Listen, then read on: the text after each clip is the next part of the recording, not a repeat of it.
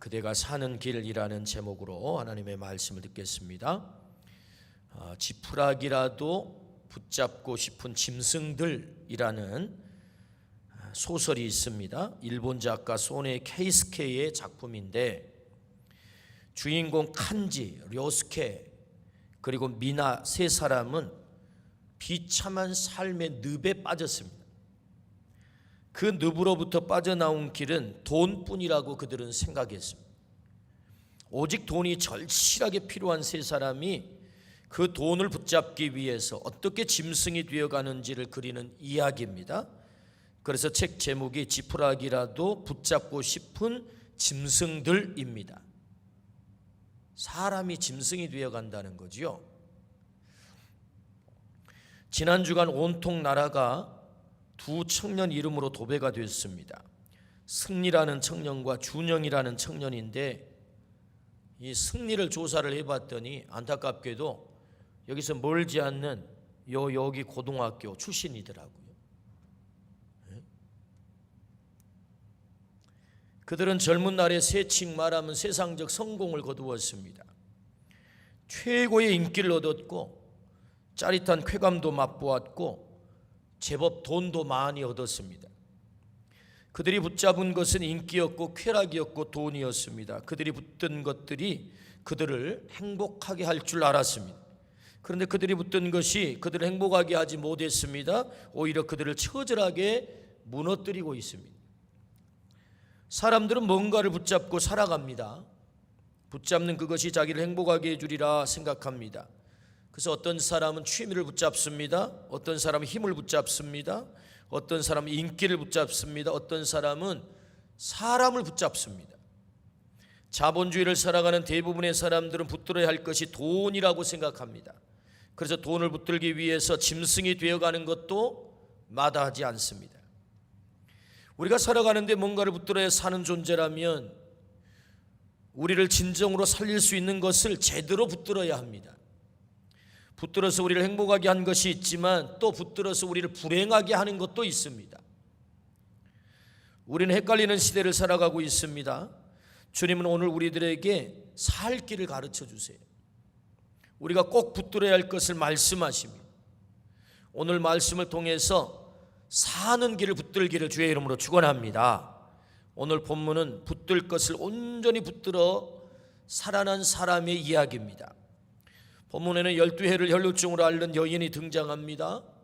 혈루증이란 계속 하혈을 하는 거지요. 정말 고통스러운 질병입니다. 율법은 그 질병에 대해서 대단히 엄격합니다.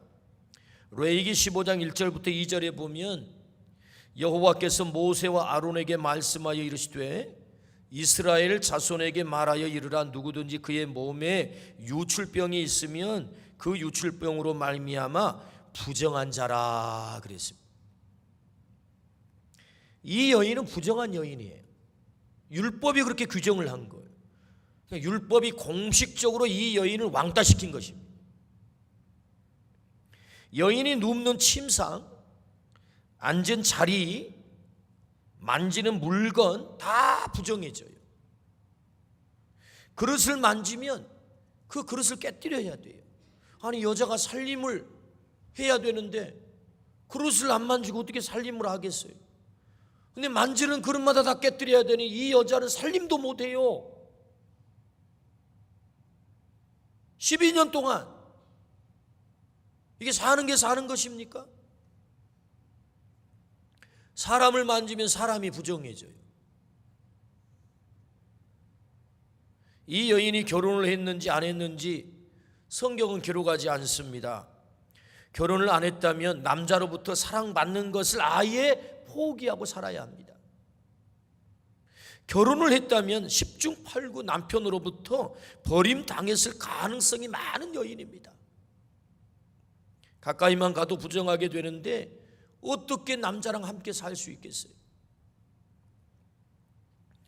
마가복음 5장에서는 여인의 형편에 대해서 더 구체적으로 설명을 합니다. 이 여인은 이 질병을 치료하기 위해서 많은 의사를 찾아갔다.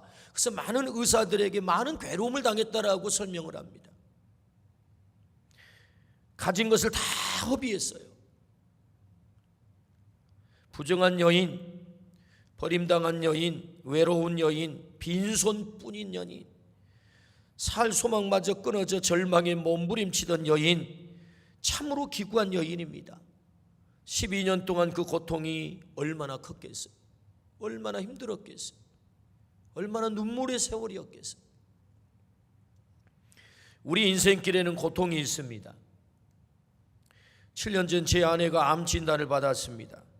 가슴이 너무나도 아팠습니다. 저절로 기도가 나왔습니다. 하나님, 왜 하필이면 저렇게 착한 아내입니까? 사실 제 아내가요 굉장히 착합니다.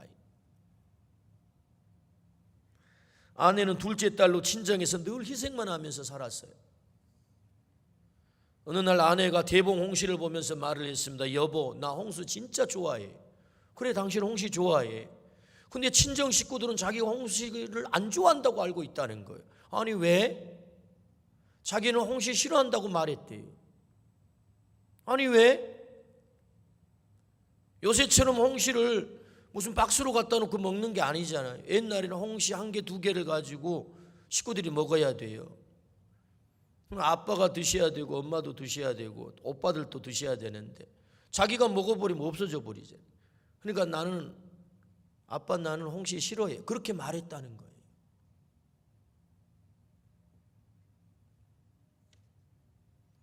아내는 늘 그렇게 희생적이었습니다. 물론 아주 가끔 속이 상하면 말을 안 해가지고 저를 떨게 만들 때가 있긴 합니다. 막 저를 떨게 만들. 그러나 참 착합니다. 그런 착한 목사 아내에게 암이 찾아왔습니다. 물론 원인은 있을 것입니다. 음식을 잘 못 먹었거나 환경의 오염 때문이거나 스트레스 관리를 잘 못했거나 아니면 삶으로 사는 길이 너무 힘들었거나 뭔가 이유가 있었겠죠. 그러나 어쨌든 원치 않았는데 고통이 찾아온 것입니다. 먼저는 암으로 인해 아내가 아픈 것이 너무 힘들었습니다. 본인도 힘들었지만 저도 힘들었습니다. 또 더 힘든 것은 성도들이 생각하기를 홍 목사가 은혜 없다고 할까 봐서 힘들었습니다. 하나님 영광 가리면 어쩌나, 믿음 연약한 성도들은 예수 믿어도 암 걸리네 하고 소화가 안 돼서 시험 들면 어쩌나, 내게 무슨 큰 잘못이 있는 것 아닌가라는 생각 때문에 힘들었습니다. 착해도 하나님 잘 믿어도 고통은 누구에게나 찾아옵니다. 입시에 실패한 친구가 찾아왔습니다. 눈물을 흘리며 토하듯 말했습니다. 하나님이 왜 나한테 이래요?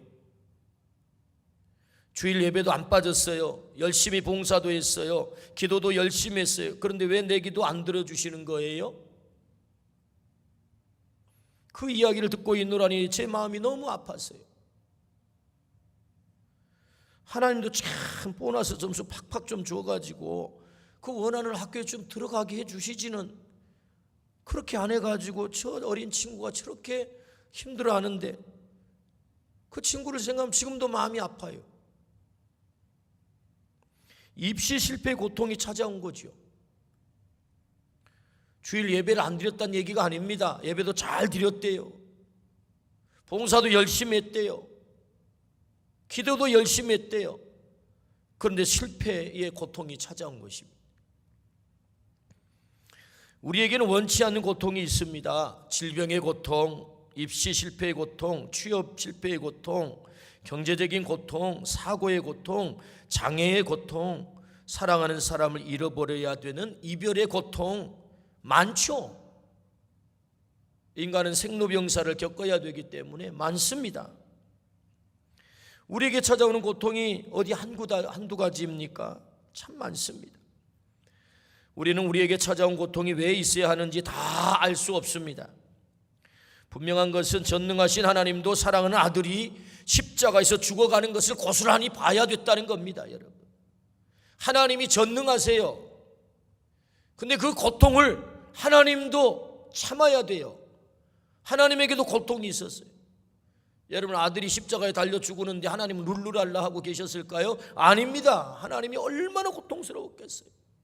사랑하는 아들이 죽어가는데, 처절하게 죽어가는데, 그것도 엘리 라마 사박다니, 나의 아버지 나의 아버지 어찌하여 나를 버리시나이까. 하나님 아버지에게 버림당하는 고통을 호소할 때 그 아버지 마음은 얼마나 아팠겠어요.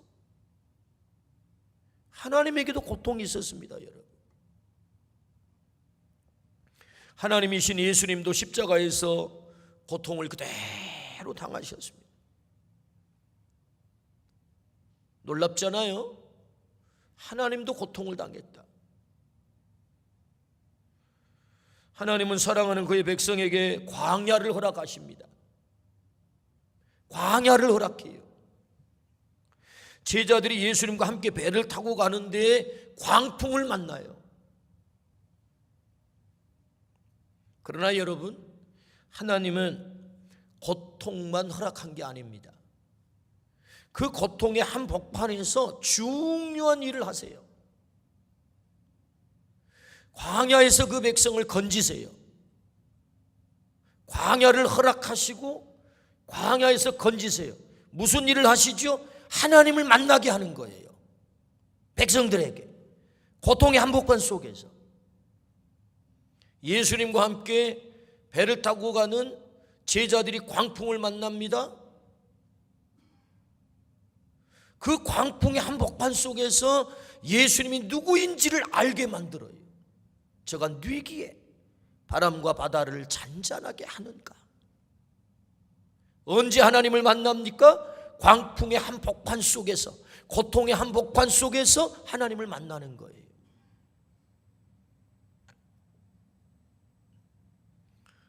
하나님이 고통을 당하세요. 무슨 일을 하시죠? 그 고통을 통해서 나를 건지는 거예요. 우리를 살리는 거예요.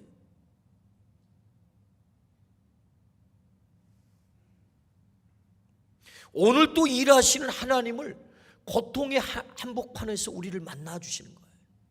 오늘 또 일하시는 그 하나님이 고통의 한복판 속에서 우리를 만나주시는 거예요.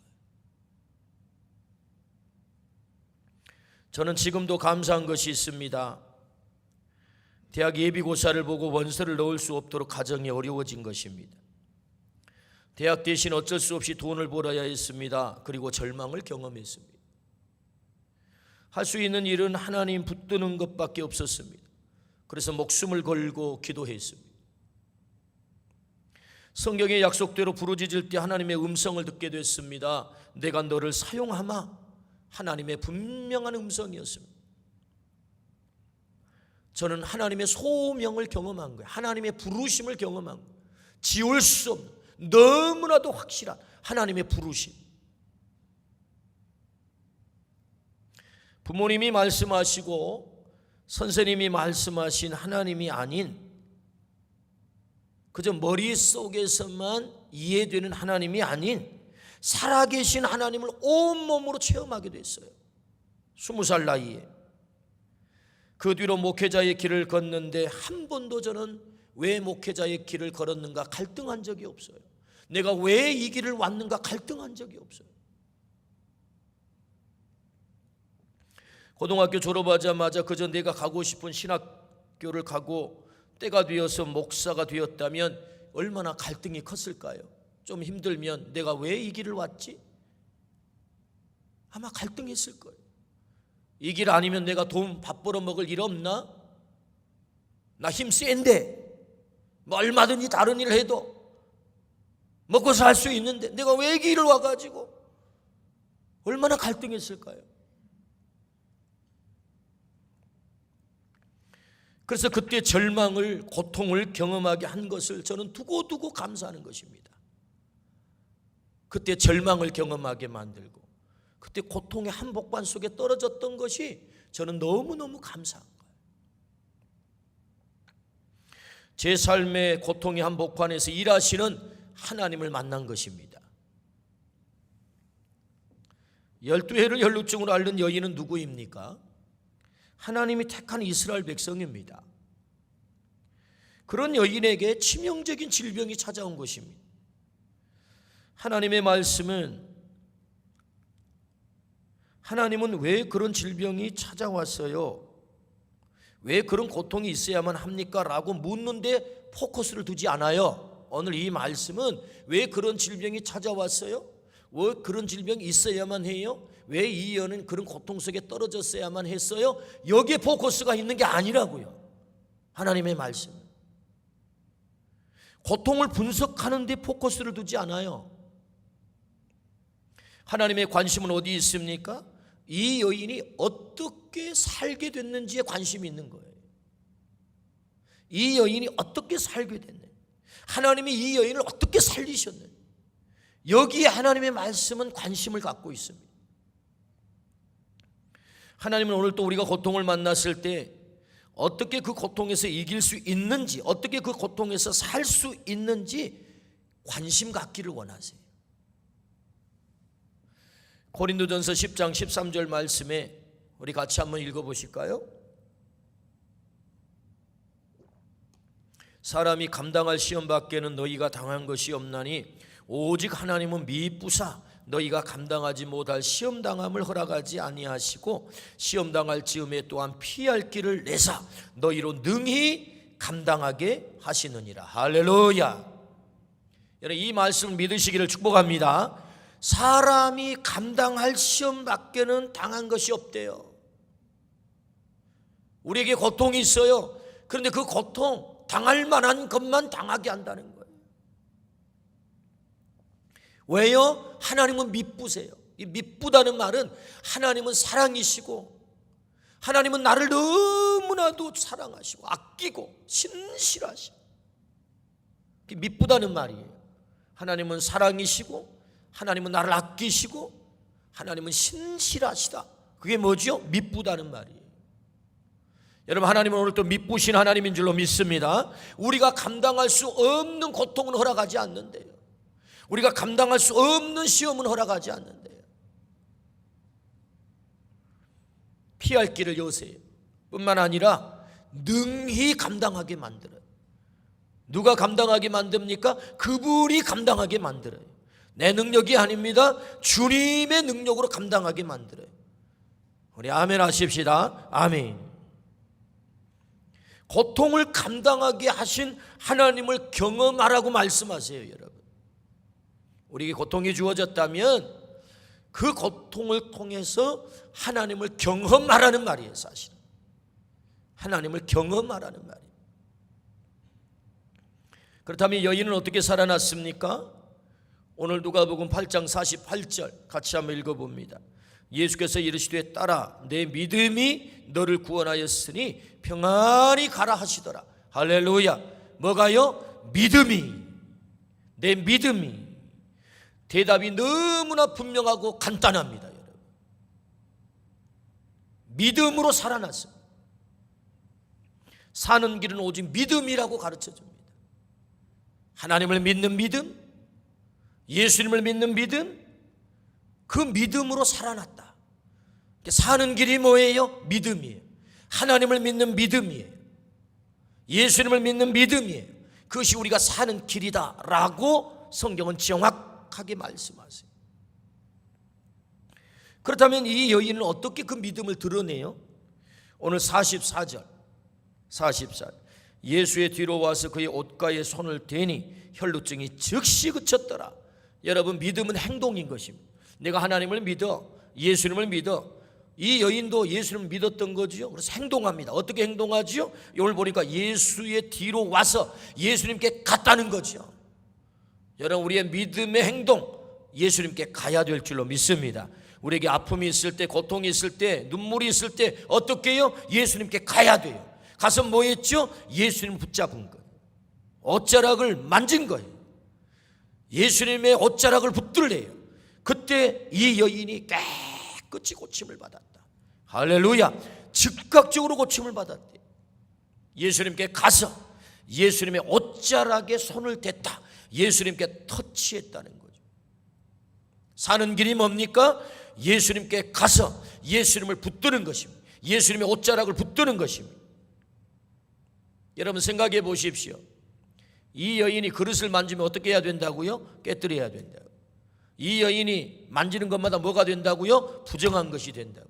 사람을 만지면 어떻게 된다고요? 그 사람도 부정한 사람이 된다고. 때문에 이 여인은 예수님 만지면 안 돼요. 예수님께 가까이 가면 안 돼요. 근데 이 여인은 그럼에도 불구하고 예수님의 옷자락에 손을 댄 것입니다. 그때 예수님의 능력이 여인에게 어떻게 해요? 빠져나가 기적이 나타난 것입니다. 여러분 오늘 성경을 한번 보십시오. 46절입니다. 46절. 여러분 성경 한번 보십시오. 화면에는 안 나와요. 아, 나옵니까? 네, 화면에도 나오는. 제가 미리 주지를 않았는데 잘 띄워줘서 감사합니다. 같이 한번 읽어봅니다. 예수께서 이르시되 내 속에 손을 댄 자가 있도다. 이는 내게서 뭐가 나갑니까? 능력이 나가요. 여러분 재밌잖아요, 이 표현이. 예수님이 내가 저 여인에게 능력을 줘야지, 내가 저 여인을 고쳐야지 해가지고 고쳐진 게 아니에요. 예수님은 가만 계셨는데 이 여인이 예수님의 옷자락에 손을 만지자 예수님의 능력이 의도하지 않았는데 빠져나가는 거예요. 이게 뭘 말하려고 하실까요? 여러분 믿음은 예수님의 능력을 내게 가져오는 것이다. 할렐루야. 믿음은 예수님의 능력을 내게 가져오는 거예요. 그게 믿음이에요. 그래서 이브리서 11장 말씀에 믿음은 바라는 것들의 실상이요 보이지 않는 것들의 증거다. 믿으면 그것이 실상으로 나타난다는 것입니다. 그렇게 사모하고 그렇게 바라는 바가 이루어진다는 거예요. 어떻게? 하나님의 능력이 내게 오는 거예요. 오늘 여인이 예수님의 옷자락에 손을 댔어요. 우리가 사는 길이 뭐지요? 주님께 가야 됩니다. 주님의 옷자락을 붙잡아야 됩니다. 여러분 주님의 옷자락을 붙잡기를 축복합니다. 어떻게 해요? 믿음으로. 거기에 능력이 나타나요. 거기에 주님의 능력이 나타나요. 오늘 또 동일하게 이 능력이 나타날 줄로 믿습니다. 주님이 말씀하세요. 이 말씀을 통해서 너는 내게 와라. 이게 주님이 지금 하고 있는 말씀. 너는 내게 와라. 믿음으로 나를 붙잡아라. 내 능력이 너의 것이 되게 하라. 그래서 너희 고통의 자리에서 일어나라 라는 것이 주님의 말씀. 내게 와라. 믿음으로 나를 붙들어라. 내 능력이 네 것이 되게 하라.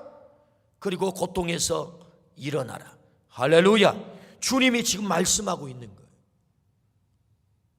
혈루증의 이야기가 아닙니다, 여러분. 오늘 우리에게 고통이 있다고요. 어떻게 하래요? 내게 와라. 믿음으로 나를 붙들어라. 내 능력이 네 것이 되게 하라. 그리고 그 고통의 자리에서 살아나라. 할렐루야. 이것이 주님이 우리에게 주신 메시지예요. 예수님에게 가서 예수님을 붙잡는데 이겨내야 할 장애물이 있습니다. 사람 장애물입니다.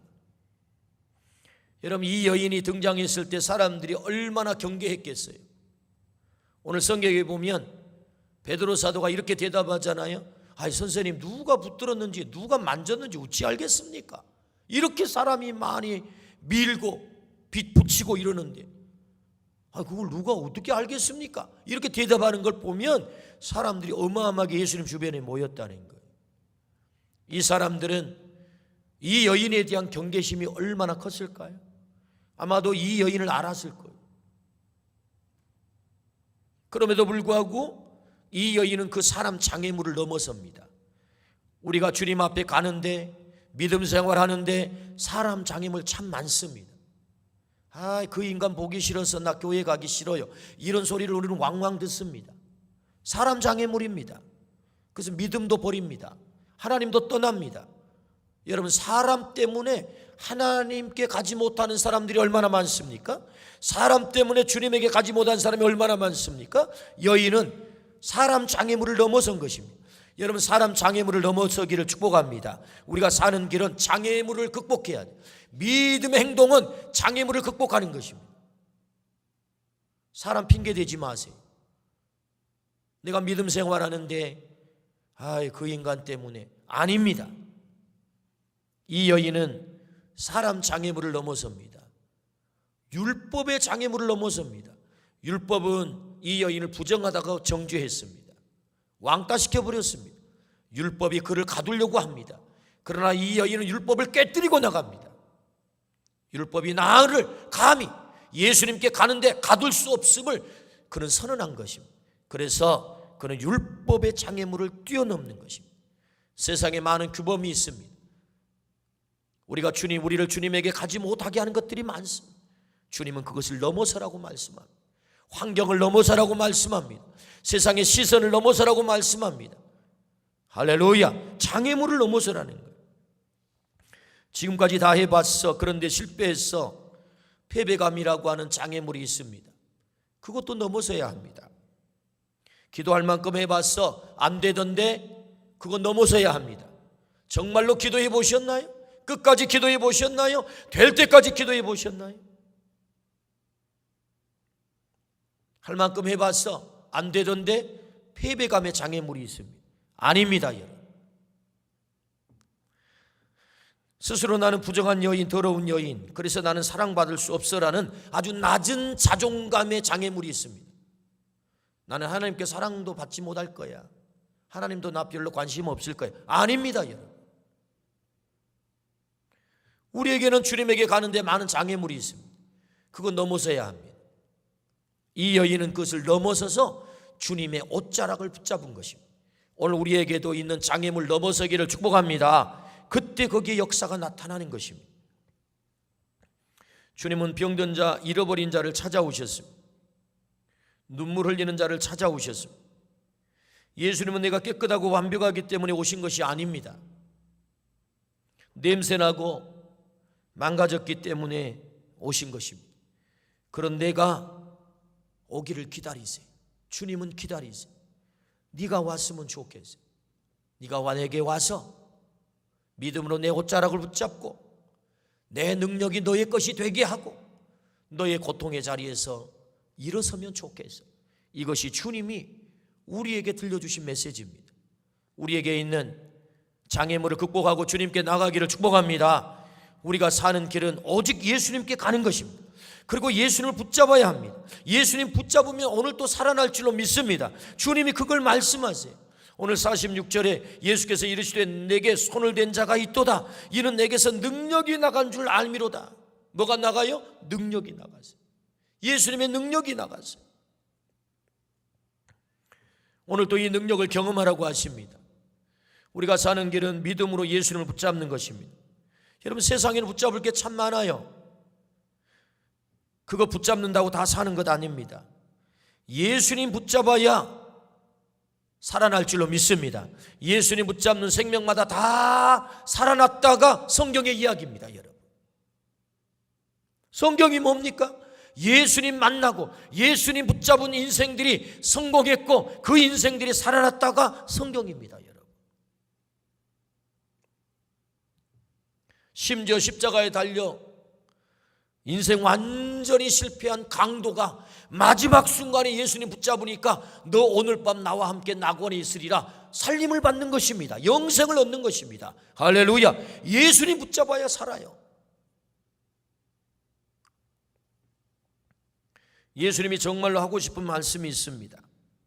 48절을 같이 한번 읽어보실까요? 예수께서 이르시되 딸아 내 믿음이 너를 구원하였으니 평안히 가라 하시더라. 주님이 이 말을 정말로 오늘 나에게 하고 싶어요. 우리에게 하고 싶으신 거예요. 딸아, 아들아, 네 믿음이 너를 구원했다. 너 평안히 가라. 주님이 이 말씀 하고 싶은 거예요. 이 말씀. 내 옷자락 붙잡아줘서 감사하다. 내게 와줘서 감사하다. 내 능력이 너의 능력이 되게 해서 감사하다. 성경은 그렇게 표현하지 않았지만 이 말씀의 속뜻이 그렇다고요. 딸아, 네 믿음이 너를 구원했어. 내게 와서 날 붙잡아 내 능력이 너의 능력이 되게 네가 살아나줘서 너무 감사해. 딸아, 이제 평안히 가라. 할렐루야.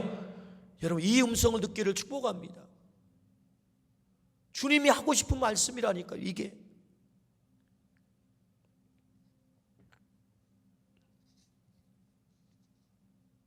사는 길이 있습니다. 믿음으로 예수님의 옷자락을 붙잡는 것입니다. C.S. 루이스라고 하는 훌륭한 사상가가 있습니다. 그는 옥스퍼드 대학 채플에서 강연을 마쳤습니다. 한 학생이 이런 질문을 던졌습니다. 교수님, 인간을 사랑하는 신이 정말 존재한다면 교수님은 이해할 수 없는 인생의 고통의 문제를 어떻게 설명하시겠습니까? 꼭 우리가 묻고 싶은 질문 아닙니까? 루이스 교수는 이렇게 대답을 했습니다. 성경은 설명을 시도하지 않습니다. 단지 반문을 제시할 따름입니다. 무슨 반문입니까? 그러지 않아도 교만한 인간인데 고통마저 없다면 인간은 얼마나 더 교만하겠습니까? 우리에게는 고통이 있습니다. 성경은 고통을 분석하는데 관심이 있지 않습니다. 그 고통의 때는 하나님을 만날 때라고 말씀하세요. 하나님 일하심을 경험할 때라고 말씀하세요. 우리에게 진정으로 사는 길을 가르쳐주는 때라고 말씀하세요. C.S. 루이스는 다시 말합니다. 고통은 하나님의 확성기다. 하나님께 오라는 거예요. 너 내게 와라. 하나님이 스피커를 통해 가지고 우리에게 들려주는 음성이 뭐예요? 고통이라는 거예요. 오늘 또 주님은 우리에게 말씀하십니다. 너 내게 와라. 그리고 나를 붙잡아라. 내 능력이 너의 것이 되게 하라.